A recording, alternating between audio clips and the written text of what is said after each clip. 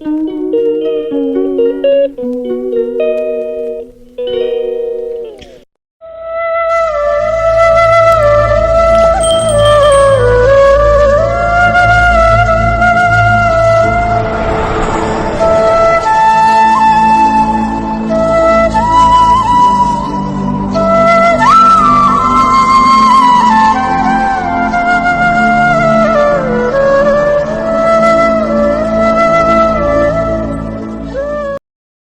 বিকালবেলা তোমাদেরকে।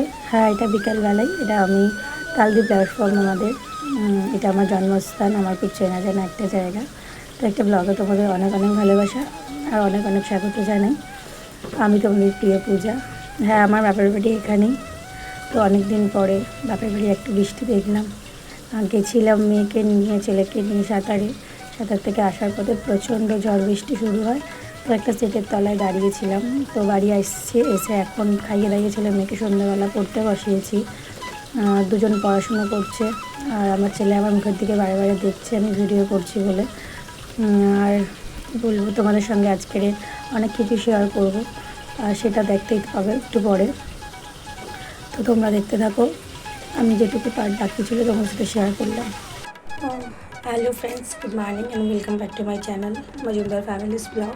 তো একটা নতুন ব্লগে তোমাদের অনেক অনেক স্বাগত, অনেক অনেক ভালোবাসা। আর আমি তোমাদের প্রিয় পূজা। আমি দক্ষিণ চব্বিশ পরগনা ছোট্ট একটা শহর ক্যানিং থেকে। তো বন্ধুরা, তোমাদেরকে আমি কিছুটা অংশ শেয়ার করেছিলাম আমার প্রেগনেন্সি জার্নির।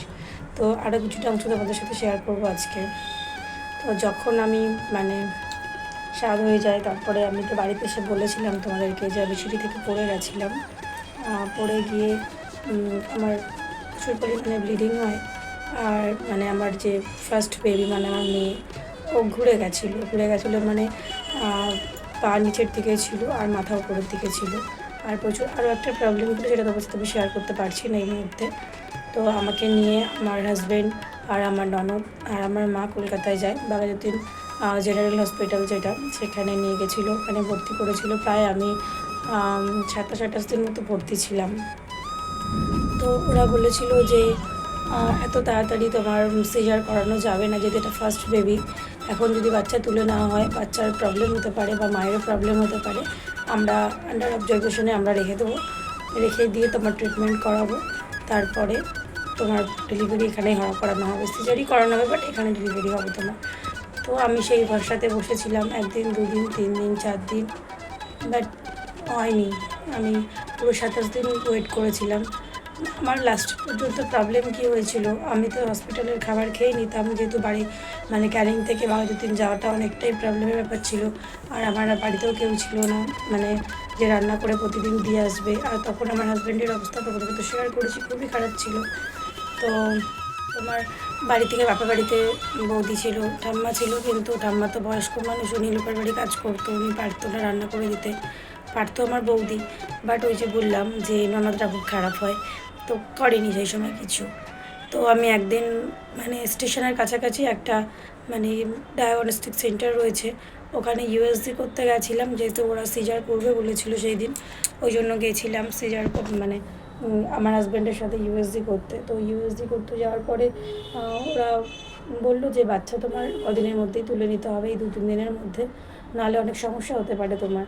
তো সেই কথা ভেবে আমি কান্নাকাটি করছিলাম, দাঁড়িয়েছিলাম। আমার বাবা বলছিল যে দাঁড়া, আমি খাবার নিয়ে যাচ্ছি, খাবারটা নিয়ে একেবারে যাবি। সেদিনই ফার্স্ট আমার বাবা বাড়ি থেকে আমাদের জন্য রান্না করে নিয়ে এসেছিলো। সেদিনই মনে হয় 27 দিন না 28 দিনে পড়েছিলাম হসপিটালে ভর্তি।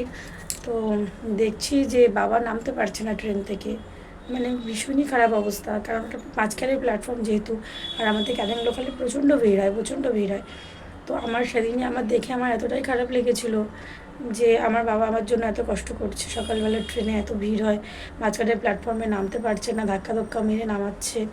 তো আমি আমার হাজব্যান্ডকে বলতে, আমার যা খুশি হয় হোক, আমি যদি মারাও যাই তো আমাকে ক্যানিং নিয়ে চলো, আজকে আমাকে ছুটি করাতেই হবে, আমি ক্যানিং চলে যাব। আমার বাবা মায়ের কষ্ট আমার আর ভালো লাগছে না। মাও দিনের পর দিন ওই মা হোটেলের খাবার খেতে পারতো না, আর ক্যান্টিনের খাবারে প্রচুর দাম। ক্যান্টিনের খাবার মা চাইতো যে জামাইয়ের একটু সেভ হোক বা বাবারও সেভ হোক, ওই জন্য ক্যান্টিনের খাবার খেতো না। ক্যান্টিনে প্রচুর দাম খাবারের। ভেবে জোর করে হসপিটালে গিয়ে আমি বলি যে স্যার আমার তো এখন যখন কোনো প্রবলেম হচ্ছে না, যদি প্রবলেম হয় আমি ক্যানিং থেকে সোজা এখানে এসে ভর্তি হব, আমাকে ছুটি দিয়ে দিন।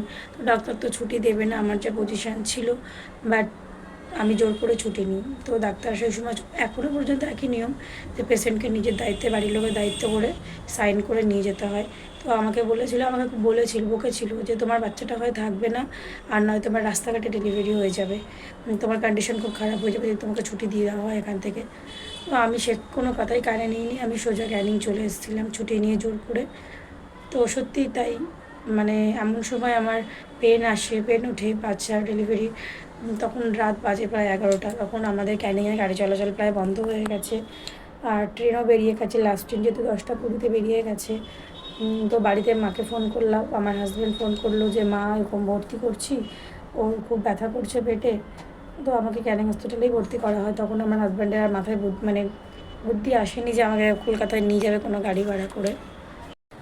তো ভর্তি করার পরে পরের দিন আমার বিকাল 3টে 20 নাগাদ আমার সিজার করে ডক্টর।